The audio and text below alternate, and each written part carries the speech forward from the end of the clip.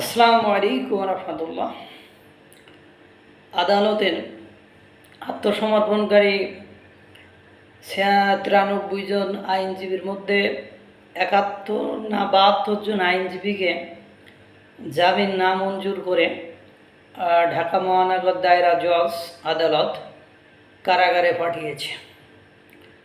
অনেকে দেখলাম বলছে যে বিচার বিভাগ স্বাধীন হয়েছে, ন্যায় বিচার প্রতিষ্ঠিত হয়েছে।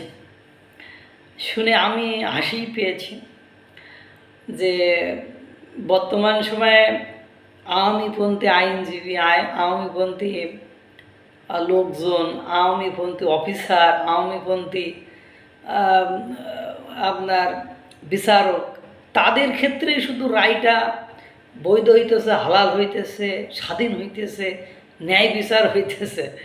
কিন্তু সারা বাংলাদেশে যে চুরি, ডাকাতি, খুন, রাজধানী, ছিনতাই, ধর্ষণ, ভাঙচুর এসব করতেছে যারা, তাদের না হচ্ছে গ্রেপ্তার করা, না হচ্ছে তাদের আটক করা, তাদের কোনো কিছু করা হচ্ছে না। তারা একদম স্বাধীন বুনো ষাঁড়ের মতো ঘুরে বেড়াচ্ছে। সেক্ষেত্রে বিচার বিভাগ কোনো ভূমিকাই পালন করছে না। সেক্ষেত্রে বিচার বিভাগের মানে ন্যায় বিচার ওইটা না করতে পারাটাই এখন ন্যায় বিচার হয়েছে। যাই হোক, যাদের জামিন নামঞ্জুর করেছে তারা জয় বাংলা স্লোগান দিয়ে, যুদ্ধের ঘোষণা দিয়ে আপনার কারাগারে গিয়েছে। দেখলাম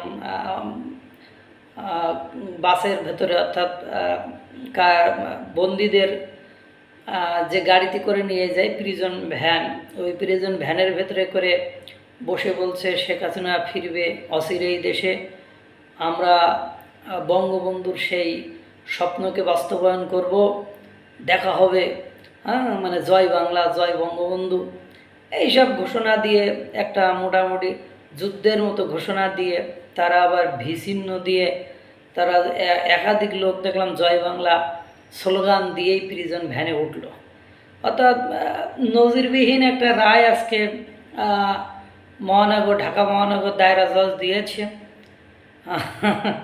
এখন ক্ষমতার পর যখন পরিবর্তন হবে, এটার ইফেক্ট কার উপরে যে কীভাবে যে পড়বে আল্লাহই ভালো জানে। আল্লাহ তাআলা সকলকে ভালো রাখুক, সুস্থ রাখুক। আসসালামু আলাইকুম ওয়া রাহমাতুল্লাহ।